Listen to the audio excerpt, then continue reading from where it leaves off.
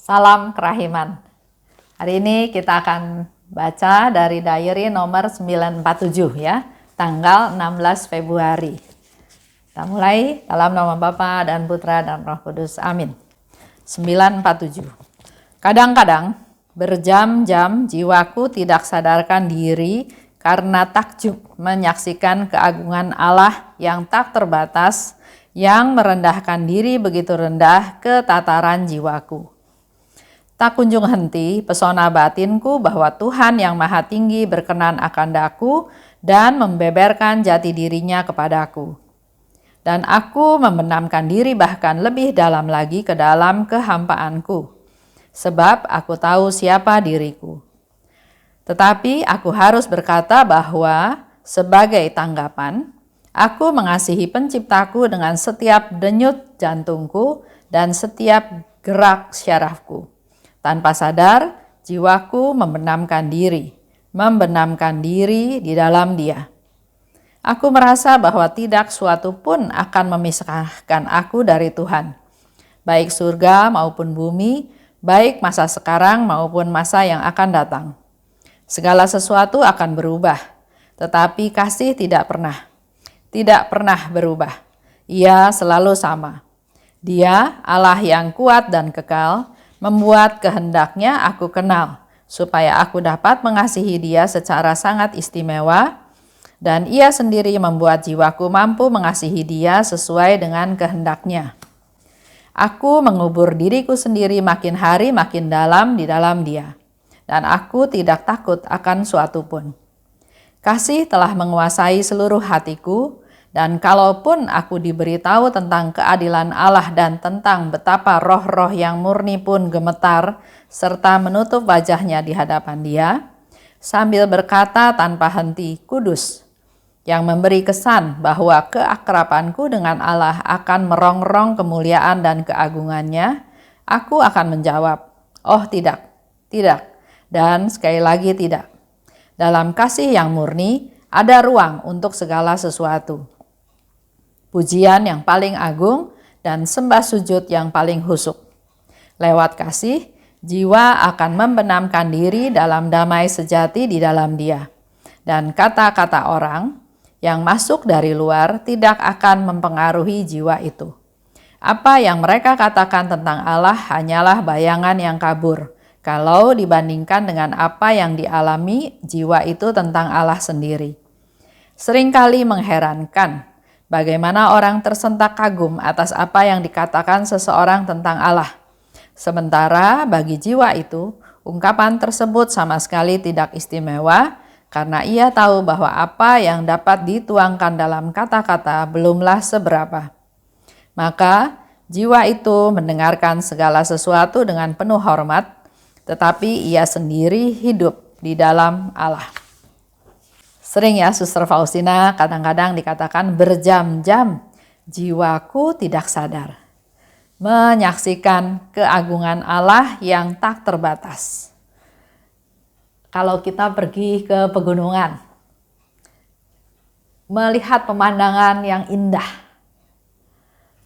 saya nggak terlalu tergerak ya, tapi kalau suami saya, Haryanto ya, pernah kita pergi tour ke Cina, itu pemandangannya kan bagus-bagus. Gunungnya, pohonnya ya, bisa warnanya berbeda-beda. Ya, buat saya lihat ya bagus, itu ciptaan Tuhan ya, luar biasa bagus. Sudah selesai ya. Tapi ada orang yang bisa menikmati pemandangan tersebut, bisa merenung, bisa berlama-lama melihat keadaan tersebut. Dan saya membayangkan waktu itu Suster Faustina juga sama, melihat keagungan Allah, begitu senang ya, begitu merasa damai, merasa sukacita, melihat pemandangan sampai lupa waktu. Dalam tanda kutip, dia katakan berjam-jam dia nggak sadar melihat keagungan Allah yang tidak terbatas.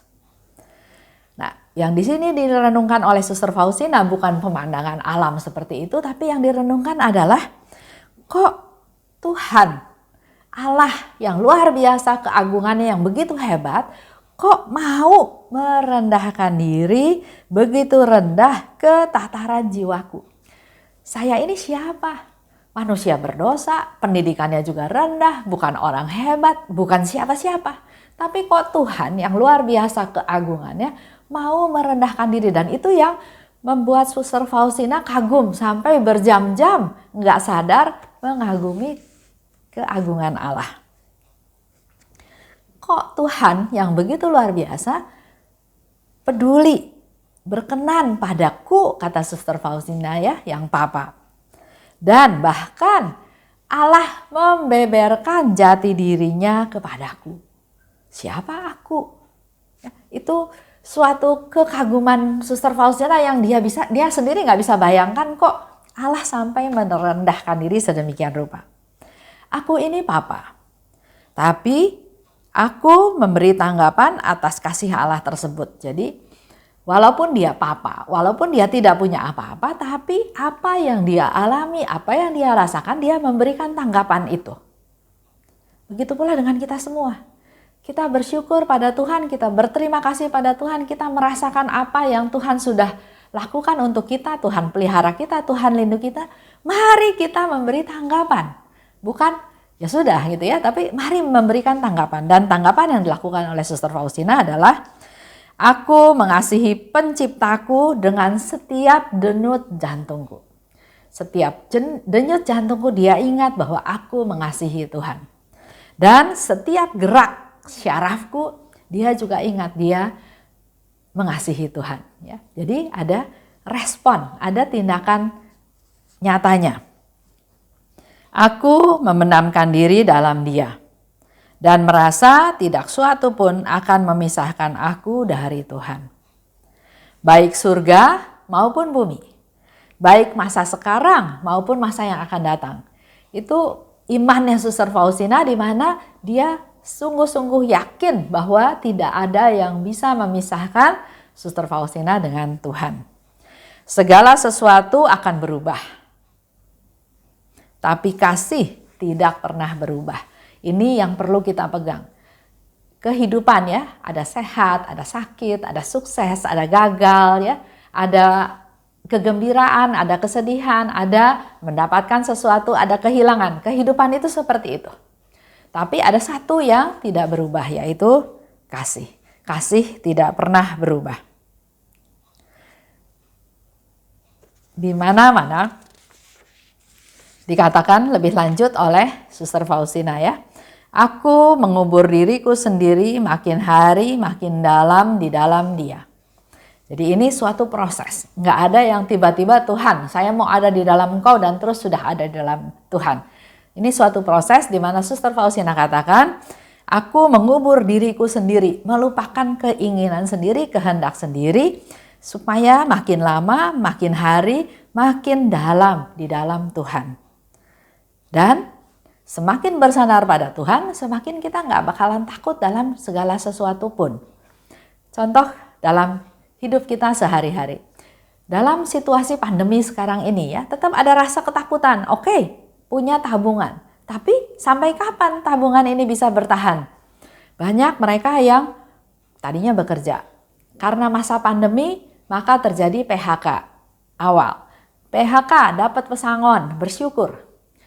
Dengan pesangon itu mereka bisa hidup sehari-hari. Tapi yang menjadi kekhawatiran adalah sampai kapan? Karena uang tabungan ini kan suatu hari bisa habis. Kalau sudah habis tapi suasananya masih seperti ini, bagaimana nanti? Ya, ada kekhawatiran. Belum lagi mereka yang belum dapat pekerjaan. Bagaimana masa depan saya? Bagaimana masa depan anak-anak saya? Bagaimana kehidupan nanti selanjutnya?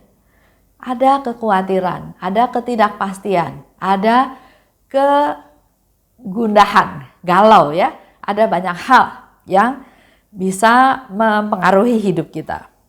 Tapi hari ini Suster Faustina ajarkan kita bahwa mari kita mengubur diri kita. Jangan fokusnya saya bagaimana masa depan saya, bagaimana hari tua saya, bagaimana hidup saya, bagaimana saya. Tapi mari kita mengubur diri kita untuk makin hari makin ada di dalam Tuhan. Semakin kita bisa berserah pada Tuhan, semakin kita bisa mengandalkan Tuhan, maka kita tahu Tuhan itu Maha Esa, Maha Kuasa, Maha Kasih, Maha segalanya. Jadi kita udah nggak perlu takut lagi. Ini suatu proses. Jadi Bapak Ibu yang merasakan kekhawatiran, banyak hal, bukan berarti gagal, tapi ini suatu proses di mana ayo kita mengubur diri kita sendiri. Kita belajar menerima apa adanya. Kita belajar mengandalkan Tuhan. Bersyukur sama Tuhan. Mari kita lakukan hal tersebut di mana prosesnya makin lama kita nanti akan ada makin dalam di dalam Tuhan. Kasih telah menguasai seluruh hatiku. Ini yang Suster Faustina sharingkan. Begitu pula kita menjadi target di mana apa yang kita pikirkan, apa yang kita katakan, apa yang kita lakukan, mari kita berusaha supaya itu semua atas dasar kasih. Memang gak gampang. Niatnya mau atas dasar kasih, tapi pada waktu menghadapi satu situasi, yang keluar adalah ego, bukan kasih. Egonya saya. Merasa benar, merasa berhak, merasa berkuasa, akhirnya lupa dengan dasar kasih tersebut. Tapi ini suatu proses, di mana yang penting kita sadar bahwa saya melakukan kesalahan. Dan mari kita punya lagi niat untuk melakukan segalanya atas dasar kasih. Dengan kasih yang murni, selalu ada ruang untuk segala sesuatu. Ada istilah ya, ada seorang ibu yang sudah merasa nggak sanggup lagi menghadapi anaknya yang menyusahkan, merugikan seperti itu. Sampai akhirnya si ibu ini bilang, aduh kalau tahu kayak gini saya mendingan nggak punya anak ini. Lebih baik saya nggak punya anak ini, saya hidup lebih damai, lebih nyaman, lebih tentram. Karena sampai sekarang saya selalu dirongrong. Dan hidup tidak tenang karena yang dia dengar kabar selalu adalah kabar yang menakutkan, yang merugikan, selalu datang dari anaknya. Tapi di sini dikatakan kalau kita punya kasih yang murni, kalau si ibu ini punya kasih yang murni kepada anaknya, maka selalu ada ruang yang bisa menampung keadaan anaknya tersebut. Selalu ada ruang untuk segala sesuatu. Kalau Suster Faustina katakan dengan cinta yang murni, dengan kasih yang murni, selalu ada ruang untuk bisa memuji Tuhan. Selalu ada ruang untuk bisa sembah sujud pada Tuhan walaupun dengan segala macam penderitaan dan keadaan situasi yang dia hadapi. Tapi dengan cinta yang murni pada Tuhan, dia selalu punya ruang untuk sesuatu, untuk memuji Tuhan. Lewat kasih, jiwa akan membenamkan diri dalam damai sejati di dalam Tuhan. Dengan dasar kasih, kasih itu dari Tuhan. Kalau kita mengandalkan kasih yang dari Tuhan, maka otomatis kita nggak perlu takut lagi, nggak perlu khawatir lagi. Kita akan menikmati damai sejati di dalam Tuhan. Mari kita praktekkan kasih tersebut.